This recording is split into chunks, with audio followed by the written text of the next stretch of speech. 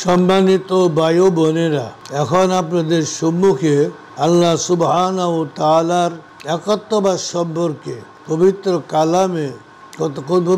কালামের কতকগুলি আয়াত যা রয়েছে এখন আপনাদের সম্মুখে পেশ করব।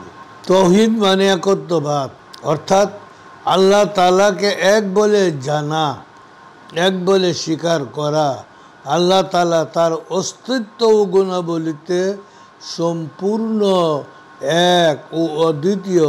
যেমন আল্লাহ তাআলা সুবহানাহু পবিত্র কালামে সূরা ইখলাসের 1 হইতে 4 নম্বর আয়াতে ইরশাদ করেন, বিসমিল্লাহির রহমানির রহিম, কুল হুয়াল্লাহু আহাদ, আল্লাহুস সামাদ, লাম ইয়ালিদ ওয়া লাম ইউলাদ ওয়া লাম ইয়াকুল লাহু কুফুয়ান আহাদ। সাদাকাল্লাহ। অর্থাৎ আল্লাহ রাব্বুল আলামিন নবীজিকে লক্ষ্য করে বলেন, হে নবী, আপনি বলে দিন আল্লাহ এক, অদ্বিতীয়। আল্লাহ সব কিছু থেকে অমুখাপেক্ষী। তিনি কাউকে জন্ম দেননি এবং কেউ তাকে জন্ম দেয়নি, তার সমকক্ষ কেউ নেই। এই আয়াতের তাফসীরে কাবীরে 16 খণ্ড 407 নম্বর পৃষ্ঠায়, তাফসীরে রুহুল মাআনি 14 খণ্ড 614 নম্বর পৃষ্ঠায়, তাফসীরে রুহুল বয়ান 10 খণ্ড 633 নম্বর পৃষ্ঠায়, তাফসীরে নূরুল কোরআন 30 নম্বর খণ্ড 470 নম্বর পৃষ্ঠায় ইমাম রাজি রহমতুল্লাহ আলাইহি সূরা ইখলাসের শানে নুজুল সম্পর্কে উল্লেখ করেন। হযরত আব্দুল্লাহ ইবনে আব্বাস রাদিয়াল্লাহু তাআলা আনহু ইমাম রাজি রহমতুল্লাহ আলাইহির কথার উদ্ধৃতি দিয়েছেন যে নাজরান থেকে একটি প্রতিনিধি দল হযরত রাসূলুল্লাহ সাল্লাল্লাহু আলাইহি সাল্লামের খেদমতে হাজির হয়। তারা বলে যে, আচ্ছা, আপনি আপনার প্রতিপালকের বর্ণনা তো দিন। তিনি কি মূল্যবান জবরজত বা ইয়াকুত পাথরের, অথবা স্বর্ণ বা রূপের? তখন প্রিয় নবী করিম সাল্লাল্লাহু আলাইহি ওয়াসাল্লাম ইরশাদ করলেন, আমার প্রতিপালক কোনো কিছুর সৃষ্টি নন, বরং তিনি সব কিছুর স্রষ্টা। তখন এই সূরাটি নাজিল হয়। আল্লাহ জাল্লা শানুহু পবিত্র কালামে সূরা বাকারার 163 নম্বর আয়াতে ইরশাদ করেন, বিসমিল্লাহির রহমানির রহিম, ওয়া ইলাহুকুম ইলাহুন ওয়াহিদুন লা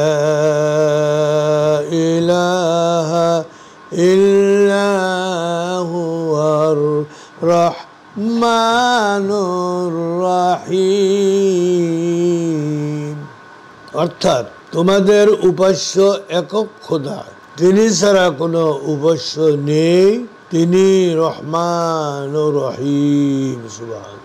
এই আয়াতের শানে নুজুল সম্পর্কে তাফসীরে নুরুল কোরআন 2য় খণ্ড 78 নম্বর পৃষ্ঠায়, তাফসীরে রুহুল মাআনি 2য় খণ্ড 45 নম্বর পৃষ্ঠায় আল্লামা আলুসি রহমতুল্লাহ আলাইহি হযরত আব্দুল্লাহ ইবনে আব্বাসের বর্ণনার উদ্ধৃতি দিয়েছেন যে মক্কার কুরাইশ বংশের লোকগণ হযরত রাসূল করিম সাল্লাল্লাহু আলাইহি সাল্লামের নিকট যখন বলল, আপনার প্রতিপালকের গুণাবলী বর্ণনা করুন, তখন এই আয়াতে কারিমা নাজিল হয়।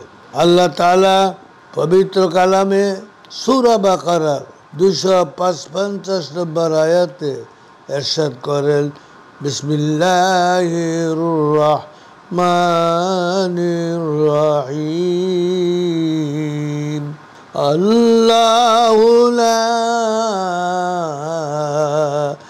ইলাহা إلا هو الحي القيوم তিনি আল্লাহ, তিনি ব্যতীত কোনো উপাস্য নেই, তিনি চিরঞ্জীব, চিরস্থায়ী। আল্লাহ জাল্লা শানুহু পবিত্র কালামে সূরা নাহলের 51 নম্বর আয়াতে ইরশাদ করেন, বিসমিল্লাহির রাহমানির রাহিম, লা তাত্তাখিযু ইলাহাইনি ইসনাইন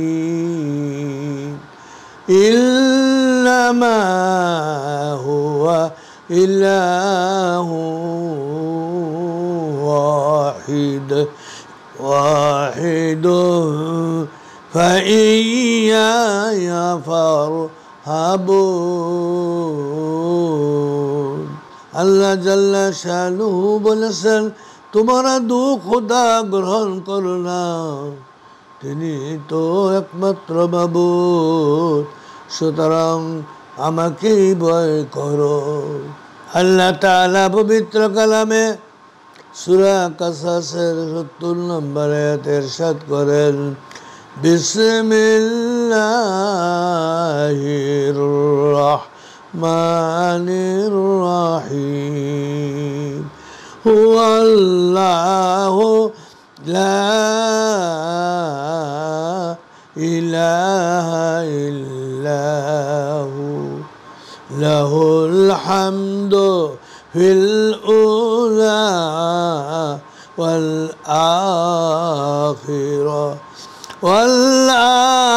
আখিরাতি ওয়া লাহুল হুকমু ওয়া ইলাইহি তুরজাউন।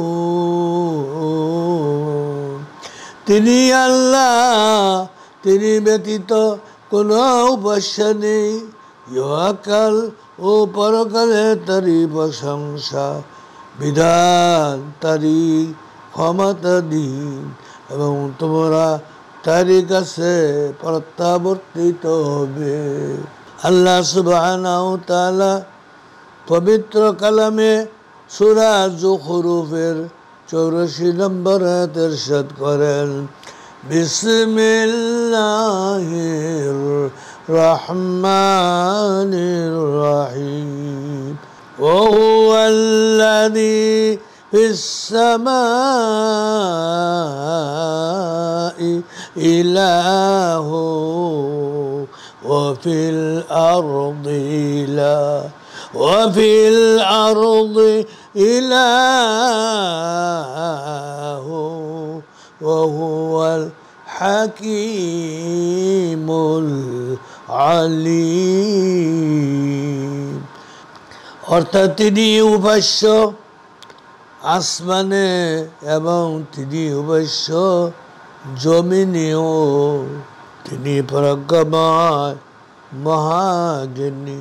আল্লাহ তাআলা পবিত্র কালামে সূরা মুহাম্মাদের 19 নম্বর আয়াতে ইরশাদ করেন, বিসমিল্লাহির রাহমানির রাহিম, ফা'লাম আন্নাহু লা ইলাহা ইল্লাল্লাহু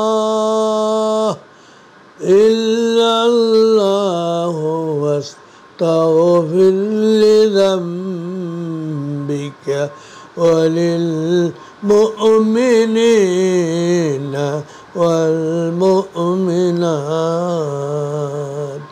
হে মুহাম্মদ সাল্লাল্লাহু আলাইহি ওয়াসাল্লাম আল্লাহ তাআলা নবীকে লক্ষ্য করে বলেন, হে মুহাম্মদ, আপনি জেনে রাখুন আল্লাহ ব্যতীত অন্য উপাস্য নেই, আর আপনার অপরাধের জন্য ক্ষমা প্রার্থনা করুন, আর মুমিন নর নারীদের জন্য।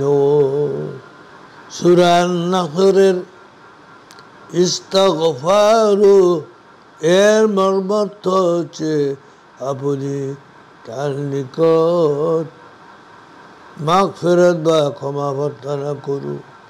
অথচ কোরআন সুন্নাহ ইজমা ও কিয়াসের আলোকে প্রমাণিত হয় যে আমাদের প্রিয় নবী সহ সকল নবী রাসূলগণ যাবতীয় ছোট বড় গুনাহ ভুল ত্রুটি থেকে মুক্ত।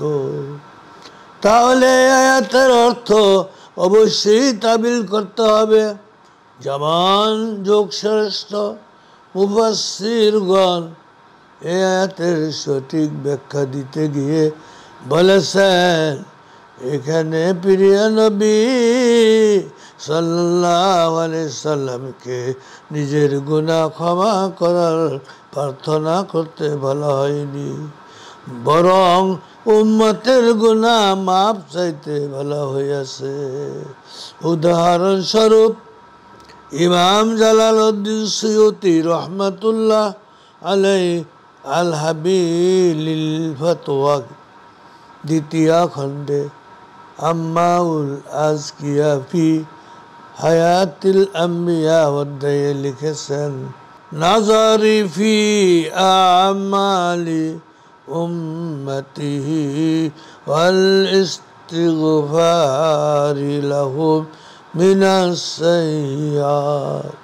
আল্লাহ রসুল সাল্লাল্লাহু আলাইহি সাল্লাম উম্মতের আমলগুলো দেখতেছেন এবং তাদের পক্ষ থেকে আল্লাহর দরবারে উম্মতের গুনাহের জন্য ক্ষমা প্রার্থনা করতেছেন। এটাই প্রিয় নবীর ইস্তিগফার প্রকৃত অর্থ। অথচ মওদুদী সাহেব ইস্তিগফারু এর অপব্যাখ্যা করতে গিয়ে প্রিয় নবী সাল্লাল্লাহু আলাইহি সাল্লামকে গুনাহগার বানানোর এবং নবুয়তির দায়িত্ব পালনের অক্ষমতার যে মন গড়া অভিযোগ স্থির করতে চেয়েছেন, তা প্রিয় নবীর পবিত্র শানে মস্ত বড় জুলুম, বেয়াদবির শামিল। ব্যাখ্যা তাফসীরে কবির 16 খণ্ড 407 নম্বর পৃষ্ঠায়, তাফসীরে নুরুল কুরআন 26 নম্বর খণ্ড 122 নম্বর পৃষ্ঠায়। প্রিয় নবী করিম সাল্লাল্লাহু আলাইহি ওয়াসাল্লাম হলেন নিষ্পাপ, এত সত্ত্বেও তাকে ক্ষমা প্রার্থী হওয়ার যে নির্দেশ দেওয়া হয়েছে তার তাৎপর্য হলো আল্লাহ পাকের শ্রেষ্ঠত্ব, মাহাত্ম্য বর্ণনাতীত, এমনকি কল্পনাতীত। তাই কোনো মানুষই আল্লাহ পাকের বন্দেগীর হক আদায় করতে পারে না।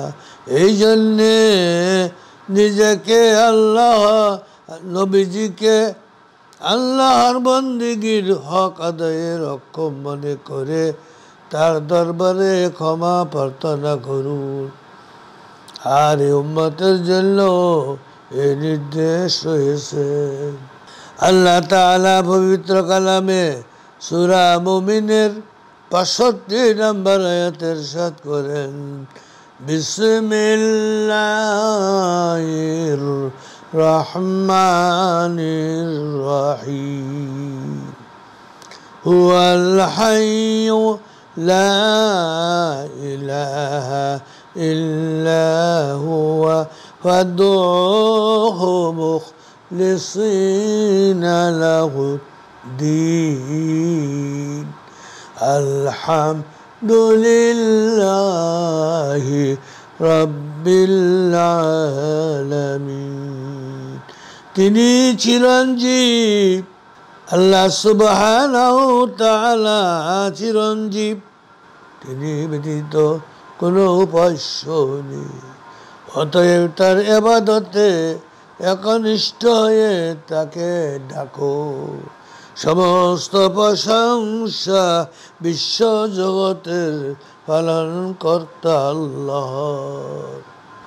আল্লাহ সুবহানাহু ওয়া তাআলা পবিত্র কালামে সূরা মুমিনুন এর 116 নম্বর আয়াতে ইরশাদ করেন, বিসমিল্লাহির রহমানির রহিম ফাতাআলা আল্লাহুল মালিকুল হক লা ইলাহা ইল্লা হুয়া রব্বুল আরশিল কারীম।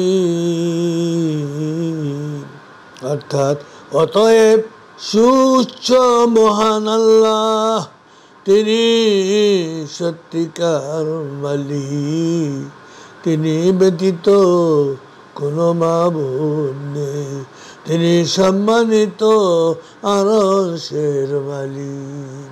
আল্লাহ তাআলা পবিত্র কালামে সূরা রাদ এর 16 নম্বর আয়াতে ইরশাদ করেন, বিসমিল্লাহির রহমানির রহিম কুলিল্লাহু খালিকু কুল্লি শাইইন